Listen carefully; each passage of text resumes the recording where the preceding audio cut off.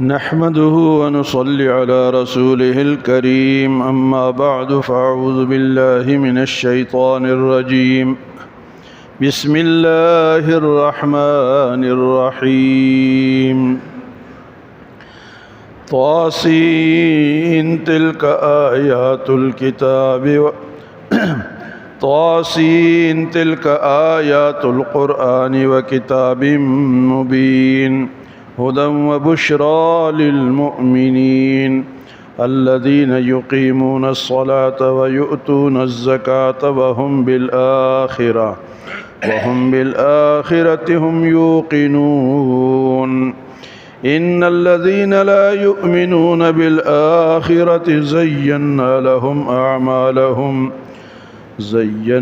لهم أعمالهم فهم يعمهون أولئك الذين لهم سوء العذاب وهم في الآخرة هم الأخسرون وإنك لتلقى القرآن من لدن حكيم عليم۔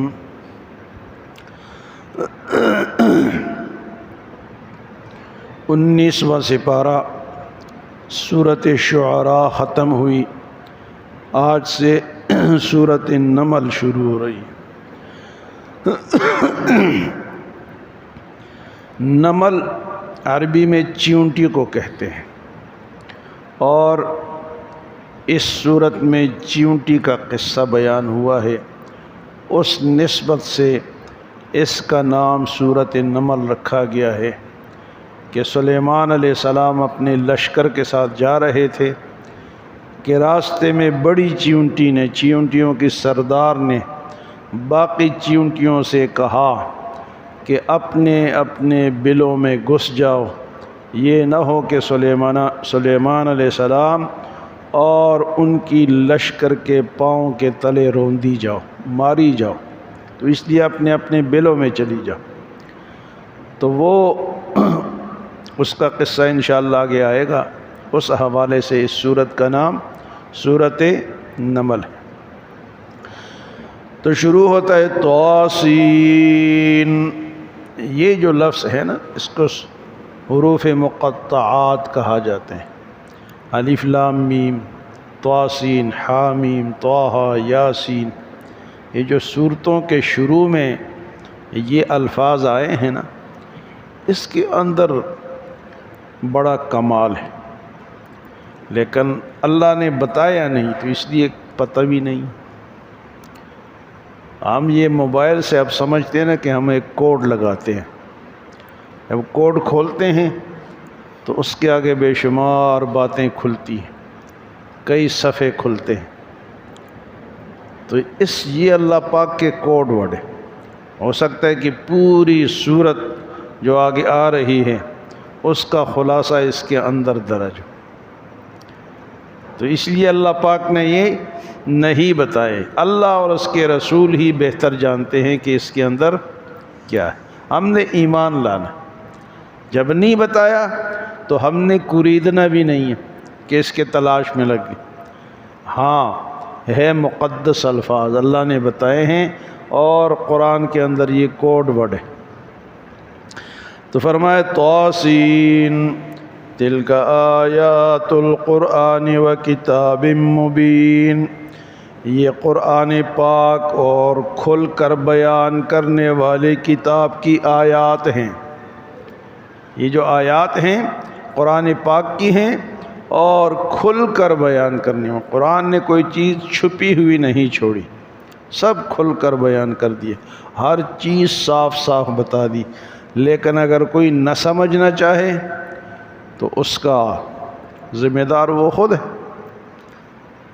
اللہ فرمائے کہ کتاب مبین، کھل کر بیان کرنے والی کتاب، اور فرمائے یہ جو قرآن ہے یہ کن لوگوں کے لیے ہے؟ ہدی و بشریٰ للمؤمنین، یہ ہدایت ہے اور خوشخبری ہے ایمان والوں کے لیے۔ خوشخبری ہے اور ہدایت کس کے لیے جی؟ ایمان والوں کے لیے۔ ہدایت تو سب کے لیے، لیکن اس کو جو سمجھنا ہی نہ چاہے، اس کے قریب نہ آنا چاہے، اس کو کھول کر پڑھنا نہ چاہے، ہاں جی، تو پھر اس کے لیے ہدایت کیسے ہو سکتی ہے؟ ایمان والوں کے لیے فرمائے یہ ہدایت ہے اور خوشخبری ہے، ہدی و بشریٰ للمؤمنین، کافروں کے لیے خوشخبری نہیں ہے، ایمان والوں کے لیے۔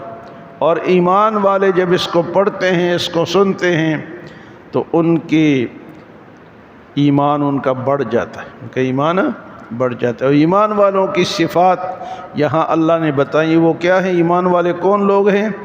الذین یقیمون الصلاۃ، جو نماز پڑھتے ہیں، ویؤتون الزکوٰۃ، جو زکوٰۃ ادا کرتے ہیں، اور تیسری صفت ہے وہم بالآخرۃ ہم یوقنون، اور وہ آخرت پر یقین رکھتے ہیں، ایمان رکھتے ہیں۔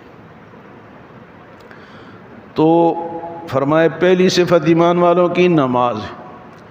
نماز ایک ایسی جامع عبادت ہے جس سے اللہ خوش ہوتے ہیں، اللہ کی رضا حاصل ہوتی ہے، بدنی عبادت ہے اور تمام عبادتوں کا مجموعہ ہے۔ اس کے اندر حج بھی شامل ہے، اس کے اندر روزہ بھی شامل ہے، اس کے اندر جناب نماز بھی شامل ہے۔ نماز تو ہے ہی، لیکن باقی نمازوں کا مجموعہ ہے۔ الذین یقیمون الصلاۃ، ایمان والوں کی قرآن خوشخبری اور ہدایت ہے۔ ایمان والے کون ہیں؟ جو نماز ادا کرتے ہیں۔ نماز کے بے شمار فوائد ہیں۔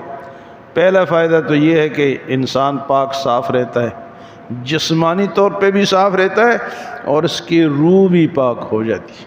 نماز پڑھنے سے انسان کی روح بھی پاک ہو جاتی ہے اور اللہ بھی راضی ہوتا ہے۔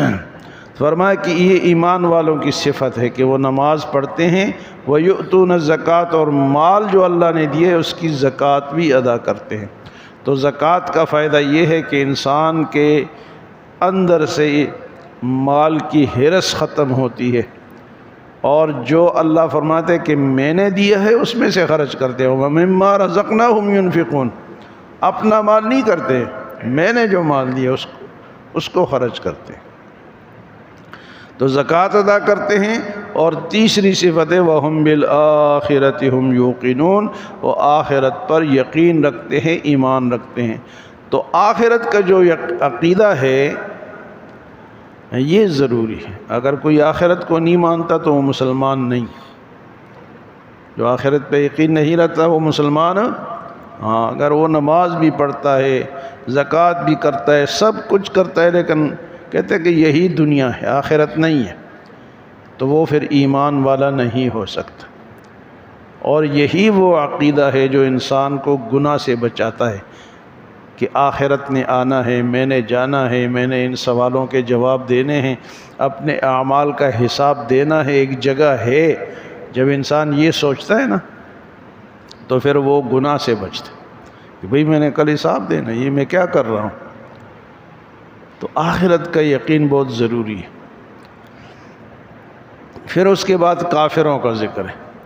ان الذین لا یؤمنون بالآخرۃ، بے شک وہ لوگ جو آخرت پر ایمان نہیں رکھتے۔